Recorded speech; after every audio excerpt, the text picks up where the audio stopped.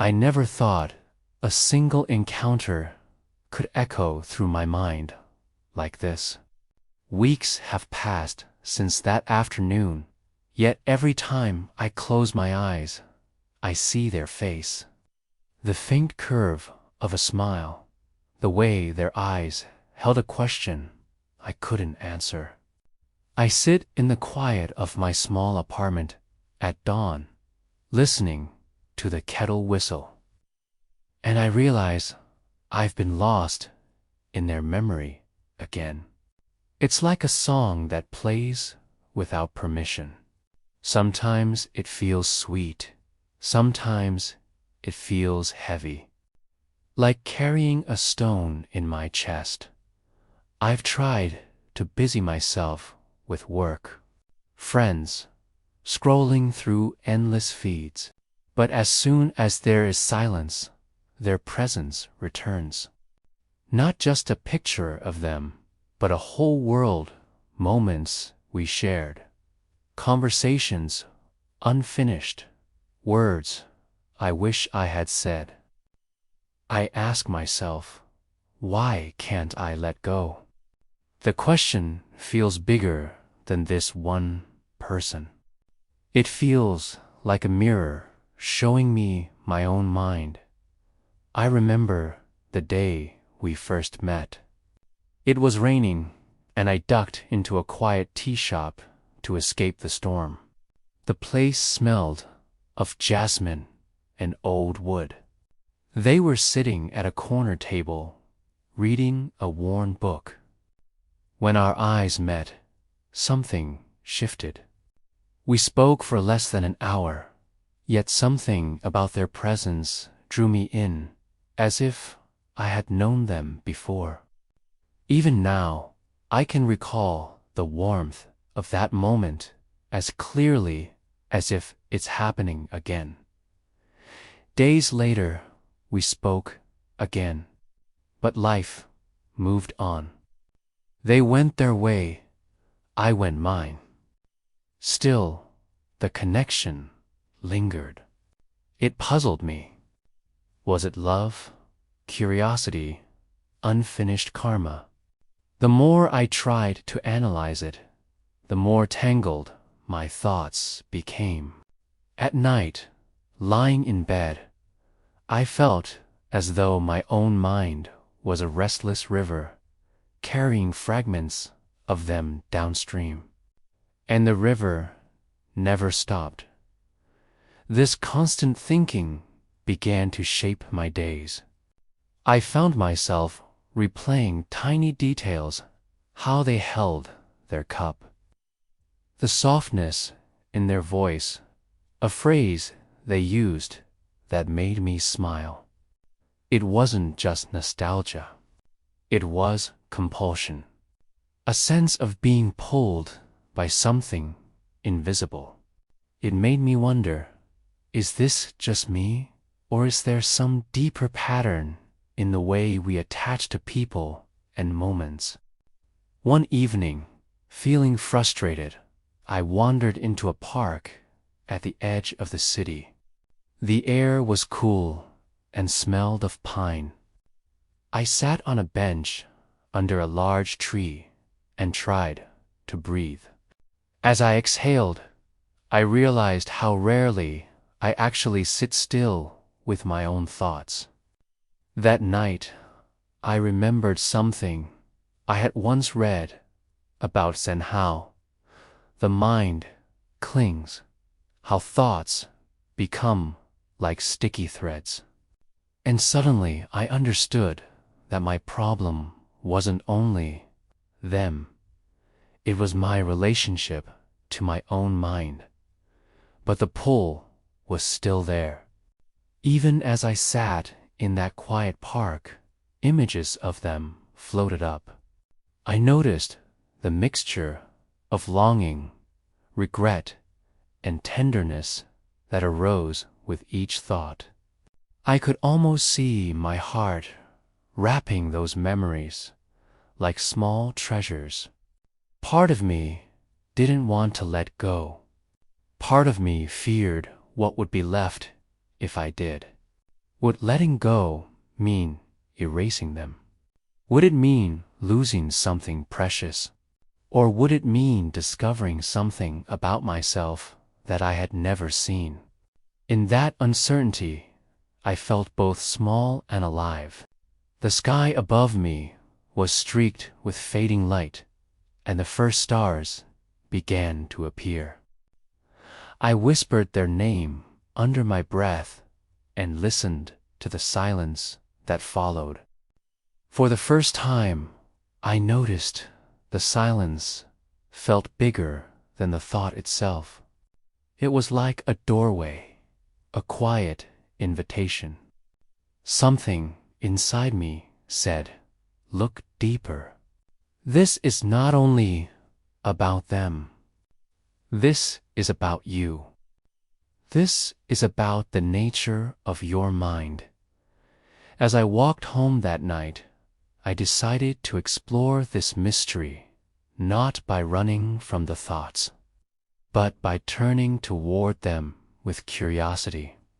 Maybe there is a teaching hidden in this attachment. Maybe there is a way to understand why the mind holds on so tightly, and maybe there is a way to find peace inside that holding. I didn't know the answers yet, but I felt a flicker of hope. If Zen masters could sit with their thoughts and watch them rise and fall like waves, perhaps I could learn too.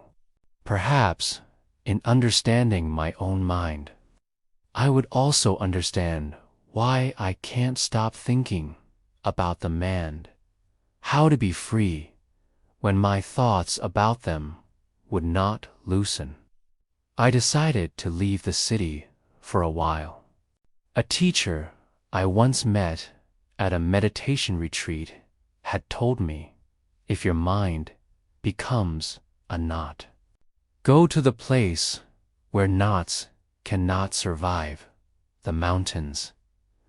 So one misty morning, I packed a small bag and boarded a slow bus that wound its way into the hills. The air became cleaner, and the sound of engines faded until only birds and wind remained. At the end of a dirt path stood a small wooden hermitage. I had written ahead, and the old monk who lived there agreed to let me stay for a few days. His name was Ryan. He greeted me at the door with a smile so gentle that for a moment my chest ached. He led me to a narrow room with tatami mats and a low window looking out on pine trees. That evening, after a simple meal of rice and vegetables, I sat with Ryan on the porch. The sun was setting, and mist moved like pale silk between the trees. I confessed to him, almost in a whisper, there is someone I cannot stop thinking about. Even when I try to meditate, their image fills my mind. I feel trapped. He listened without interruption. Finally, he said, tomorrow, before dawn, follow me to the river. Bring nothing but yourself. The next morning, the sky was still dark when he knocked on my door. We walked in silence down a stony path until we reached a mountain stream. The water moved quickly over smooth rocks, and a thin layer of ice clung to the edges. Without a word, Ryan stepped into the stream, sandals and all, and motioned for me to follow. The cold was shocking. In the middle of the stream stood a large boulder covered in moss. The monk placed his hand on it and said, "This stone has been here for hundreds of years. The river rushes past it day and night, yet the stone remains. Sit on the stone. I climbed onto the boulder, my feet numb from the water. He remained standing below, the current swirling around his legs. Then he spoke. When the mind clings to a thought, it becomes like this stone, heavy, unmoving. But thoughts themselves are like the river. They come and go. You sit in the middle, thinking you are the stone, but you are actually the water. He closed his eyes, breathing slowly. Think of the person you cannot release, he continued. See how the memory flows. Notice how each image rises and falls. You are not the stone clinging to the river. You are the river carrying the stone for a while. When the river no longer carries it, the stone will rest on its own. I sat there, trembling, half from cold, half from something breaking open inside me. In my mind, I pictured them, their face, their voice, and then I saw those images like leaves spinning in the current. I noticed spaces between the images. I noticed that the water kept moving whether or not a leaf was there. For a moment, I felt what he meant. Ryan opened his eyes and smiled up at me. Do you know the story of the monk and the woman at the muddy road? He asked. I shook my head. 2 monks were traveling together, he said. They came to a river where a young woman stood, afraid to cross. The elder monk picked her up and carried her across the water. They went on their way. Hours later, the younger monk burst out, "Why did you carry her? We monks are not supposed to touch women." The elder replied, "I put her down at the riverbank. Why are you still carrying her?" He looked directly at me. We all carry someone long after we have set them down. We think it is about them, but it is about us. You are still holding. Let the river do what it does. The sun had begun to rise, casting a pale gold on the water. I felt tears on my cheeks and did not know if they were from cold or release. For a few breaths, the memory of that person floated up again. But this time, it felt lighter, like mist dissolving in sunlight. We walked back to the hermitage in silence. I could hear the crunch of gravel under our feet, the distant call of a bird. Each sound was clear. I realized I had not noticed such clarity in weeks. Inside me, there was still longing, but also a new spaciousness, as if a door had opened somewhere deep that night. Sitting alone by the small paper lamp in my room, I wrote in my journal, "I am the river. The thought is a leaf. The stone is only heavy if I insist on carrying it." The words surprised me. They did not feel like mine. They felt like something the mountain had whispered. I do not claim that the attachment disappeared in one day. It didn't. But from that moment on, every time their image arose, I remembered the river and the stone. Sometimes I would close my eyes and imagine the current moving, the leaf spinning, the stone resting on the bank. Each time, the thought felt a little lighter, a little less fixed. This was the story Ryan gave me, not a lecture, but an experience, a living parable. It is the story I now pass on to you. It is simple and yet not easy.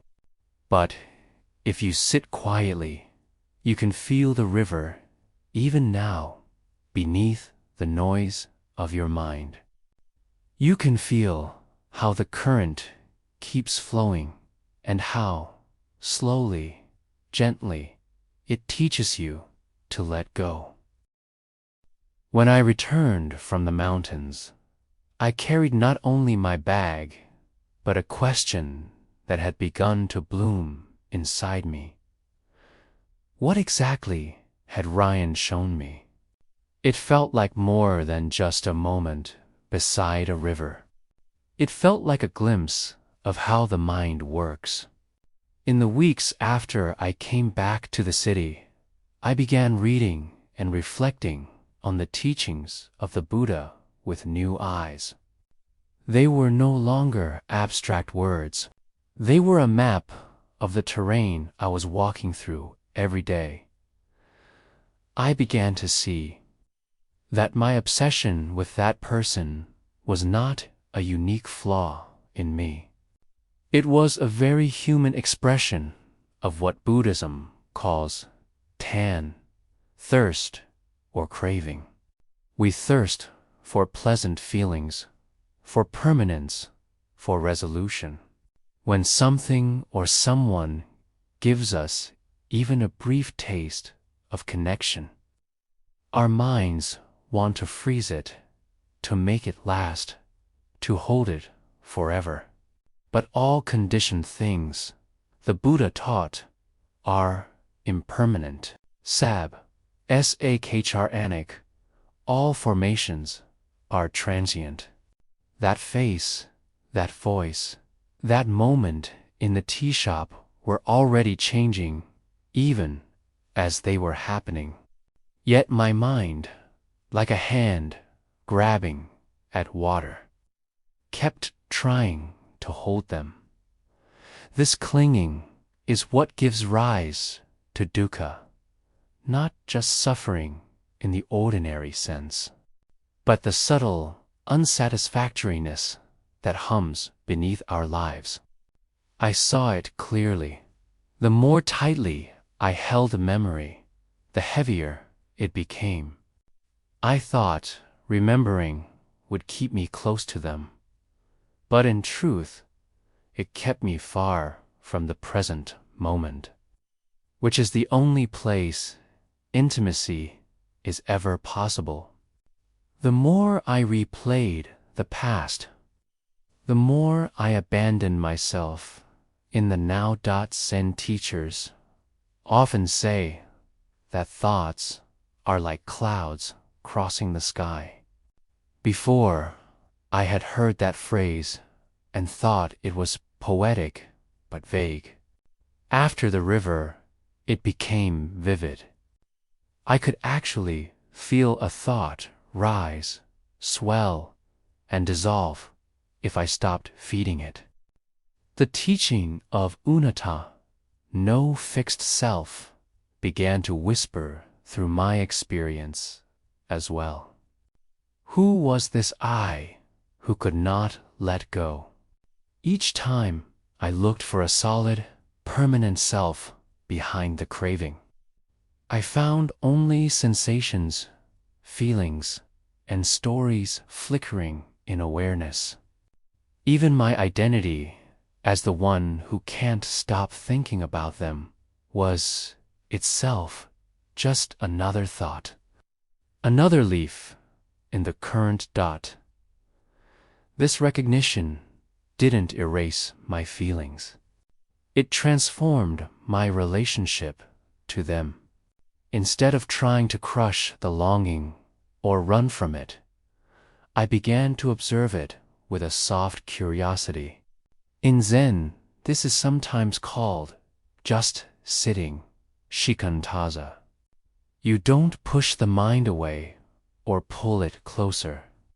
You simply sit and let what arises, arise. I would sit in the early morning light, hands resting on my knees. And when their image appeared, I would silently say, "Thought." When a pang of sadness came, I would whisper, "Feeling." Naming gently like that helped me see each experience as a passing visitor rather than a permanent resident. Slowly, I also began to cultivate metta-loving kindness. I realized that part of my pain came from fighting my own heart. I wanted to be over them, to be spiritual, to stop caring. But in trying to push the feeling away, I was hardening against myself. So instead, I began to breathe in and think, "May I be at ease?" Breathing out, "May they be at ease." Sometimes tears came. Sometimes nothing came at all. But over time, the practice felt like putting a warm hand on a wound instead of stabbing it with more judgments. Another key teaching that unfolded for me was about impermanence, not as a threat, but as a refuge. Everything changes, not only the people we meet, but the feelings that seem to trap us. No storm lasts forever. When I sat and watched my longing carefully, I saw it had peaks and valleys, textures and spaces. It wasn't a solid block. It was a living process. And in each small gap between one wave and the next, there was quiet, like the silence I had heard in the park that night. Zen calls this mu, emptiness or nothingness. Not a void, but a vast openness in which everything appears and disappears. Tasting even a little of that openness was like loosening a tight knot in my chest. I began to apply these teachings during the day as well. When I caught myself drifting into memories, I would gently anchor in my senses. The sound of traffic, the feel of the keyboard under my fingers, the scent of tea rising from my cup. In Buddhism, this is mindfulness, sati, remembering to return to what is actually happening. It wasn't about suppressing thoughts of them, but about remembering that my life was still unfolding right now. In this breath, in this room, in this body. Sometimes I would recall Ryan's second story about the monks and the woman at the river. I would ask myself, have I set them down at the bank, or am I still carrying them? And even if the answer was, I'm still carrying them, simply seeing that clearly felt like setting down a part of the burden. In that moment of seeing, a little space opened. And in that space, there was peace. What surprised me most was that letting go didn't feel like erasing them. It felt like honoring what had been without trying to freeze it. The gratitude could stay. The grasping could soften. This was perhaps the deepest teaching, that freedom and love are not opposites. True love, the Buddha taught, is non-clinging. When you let someone be who they are, including the possibility of their absence, your heart becomes more spacious. Not less. All these teachings impermanence, no self, mindfulness. Loving kindness are not intellectual puzzles. They are invitations to look directly at our experience. I am still a beginner. Some mornings I wake up and find their memory sitting on my pillow like a cat. Some nights I dream of them. But now, instead of panicking or analyzing, I bow inwardly to the dream and return to my breath. Each time I do, the dream softens. Each time I remember the river, the stone becomes a little lighter dot. In this way, the Buddha's words, once just lines in a book, became living companions. They didn't take the person out of my head by force. They showed me how to stop feeding the obsession, how to sit with it until it passed.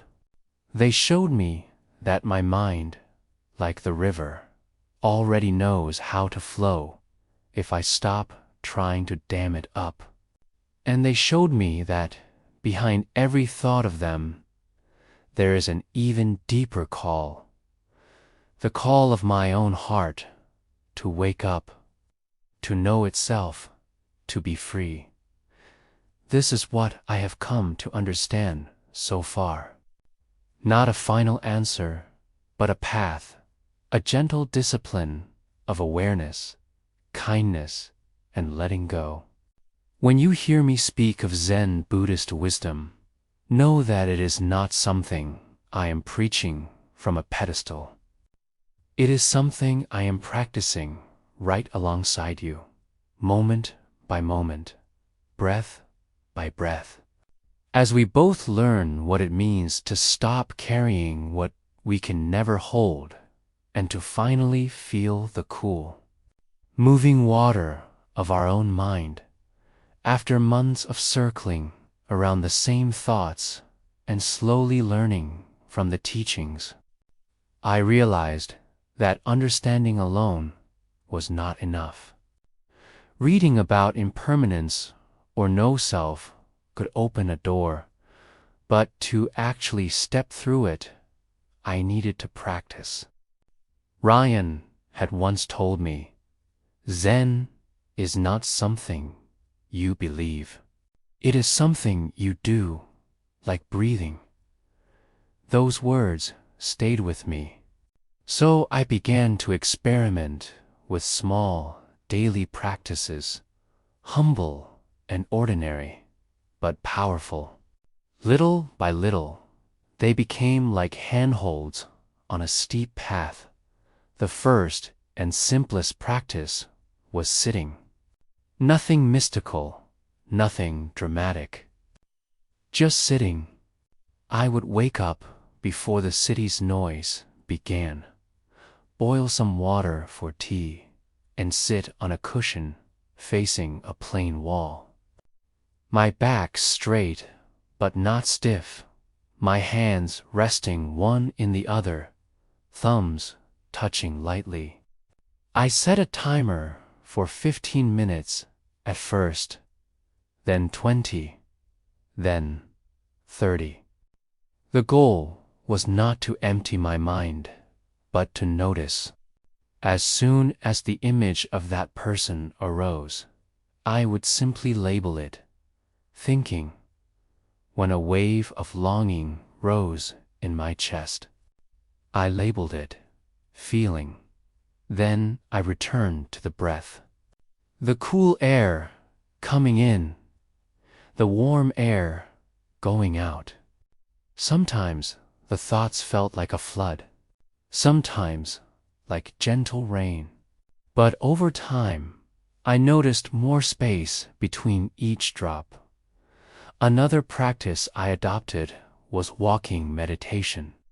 In the evenings, instead of scrolling on my phone, I would go to a quiet street or a park and walk slowly.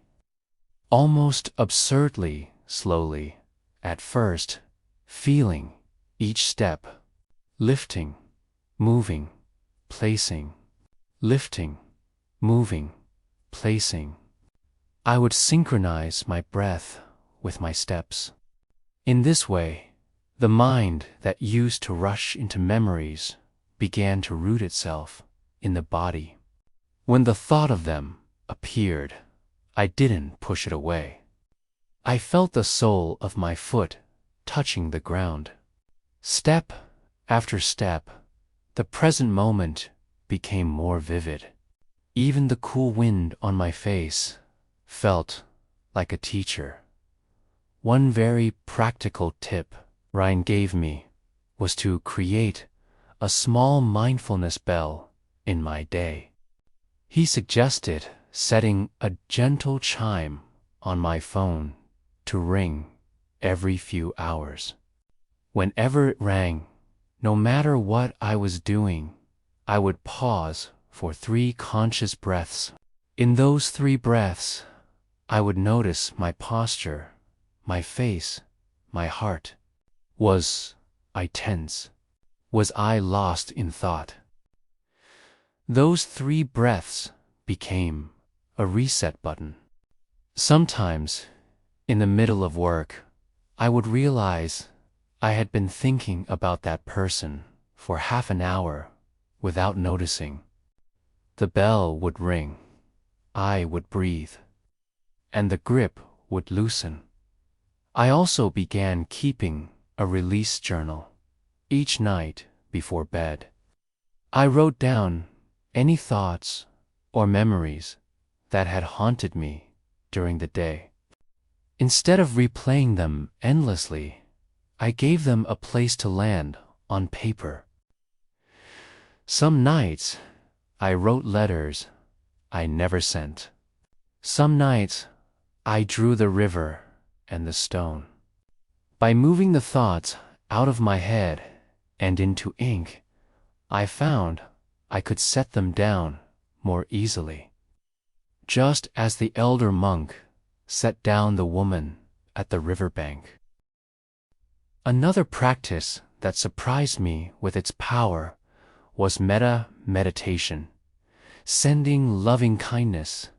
At first, it felt mechanical, even awkward. I would sit, close my eyes, and repeat silently, "May I be safe. May I be happy. May I live with ease." After a few minutes, I would bring to mind that person. Instead of clinging or resenting, I simply wished, "May you be safe. May you be happy. May you live with ease." Sometimes this made me cry. Sometimes I felt nothing. But over weeks and months, it softened the edges of my attachment. I began to see them not as an ideal or an absence, but as a human being, like me, moving through their own joys and sorrows. One small but profound adjustment I made was to simplify my surroundings. Zen emphasizes simplicity not as decoration, but as practice. I cleared my desk, reduced the clutter in my room, even changed my phone background to a blank color.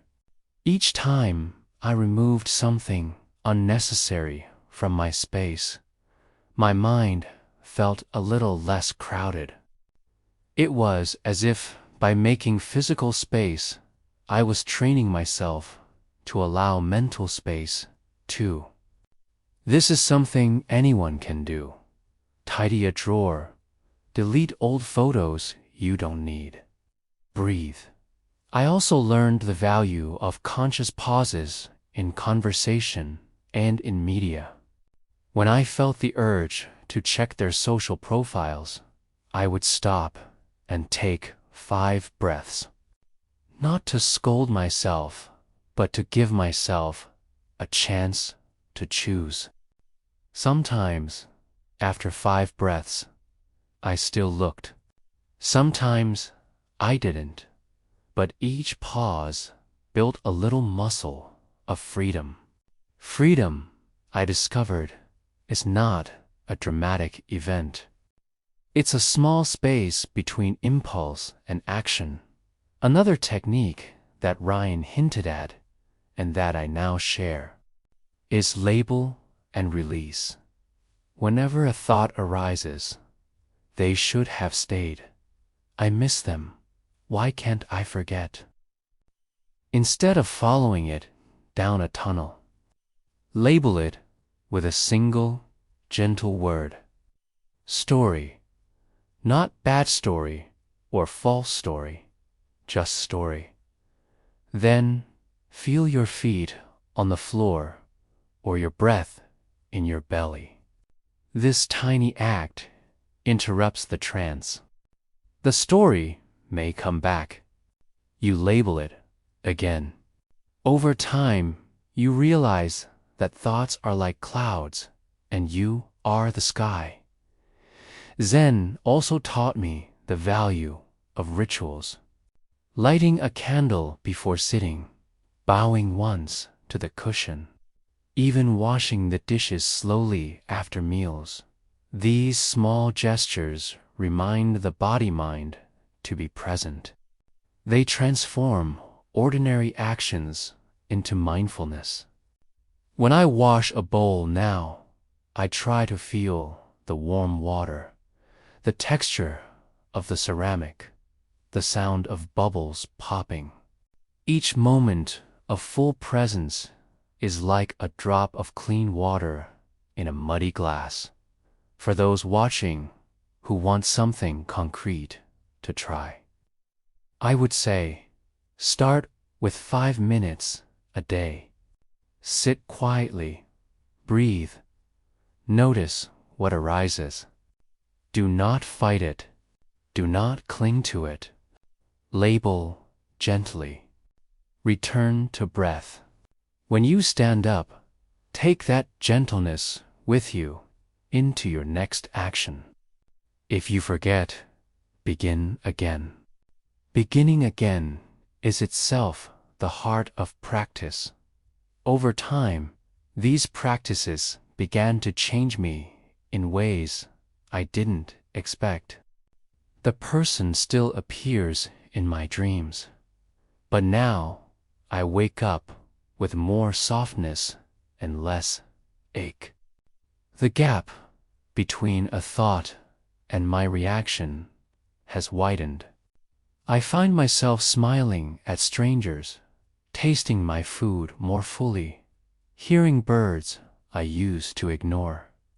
The world has not changed. My presence in it has.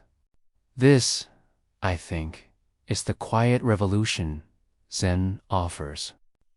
Not escape from life, but intimacy with life as it is.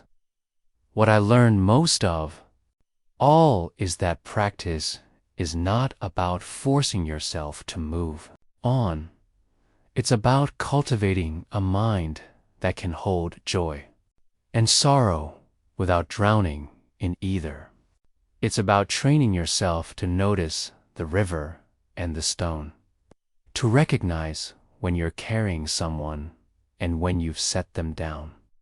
And it's about doing this not once, but moment by moment, with patience and kindness. I am still learning. Some days, I forget everything and fall back into old patterns. Some days, my sitting feels like wrestling with a ghost. But each time I return to the cushion, each time I take a mindful step, I remember that the path is not a straight line. It's a spiral, leading me deeper into the same truths, each time a little freer, a little lighter. This is why Zen calls itself practice, not perfection. Practice. So if you are listening now, thinking of someone you can't forget. Know that you are not broken. Your mind is simply showing you how strong its habits can be. And know that there are gentle, concrete ways to loosen the grip. Sit, breathe, walk slowly, clear a space, send kindness. Use a bell to pause. Label thoughts. Touch the present. Begin again. These are not exotic techniques. They are human skills you can grow, like tending a garden. Each time you practice, imagine the river flowing. Imagine the leaf spinning, the stone resting on the bank. You don't have to push the water. You don't have to throw the stone. Just keep returning to the flow. Little by little, the habits and what remains is not emptiness, but openness, a spacious, living heart that can remember without being trapped, that can love without clinging, that can be here fully now. Looking back now, I can see how far I have traveled, not in miles, but in the quiet landscapes of my own mind. The person I once thought I could never forget has become less a shadow haunting me and more a teacher showing me the patterns of attachment, craving, and the restless river of thoughts. I have learned that being stuck is not a personal failure. It is an opportunity to look deeply at how the mind clings, how it constructs stories, and how it forgets that life itself is impermanent. I have come to understand that letting go is not about erasing memories or pretending the feelings never existed. It is about seeing clearly, accepting honestly, and meeting each thought with gentle awareness. When a memory arises, I pause, breathe, and remind myself I do not have to carry it as a burden. I do not have to define myself through it. In that simple space of recognition, the mind begins to open. I notice the stillness between one thought and the next, the subtle peace that has always been there beneath the surface, waiting to be seen. What brings hope is this: if a mind as restless as mine can learn to pause and breathe, so can yours. If a heart as tangled as mine can practice kindness and mindfulness, every time you sit, every time you walk slowly, every time you label a thought instead of chasing it, you are nurturing freedom. You are training yourself to be present fully and kindly with whatever arises.